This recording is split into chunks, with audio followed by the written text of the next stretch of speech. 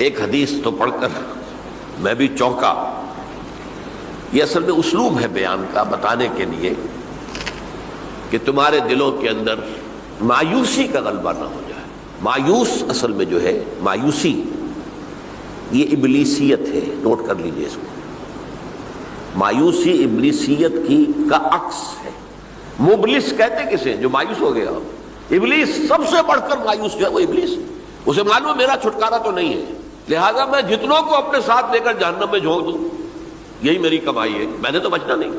تو ابلیس کہتی ہے اس کو جو انتہائی مایوس، مبلس، جو رحمت خدا بندی سے مایوس ہو چکا. اب اس کو دور کرنے کے لیے حدیث سنیے، اور یہ حدیث مسلم شریف کی ہے صحیحین کے اندر حضرت ابو ہریرہ سے.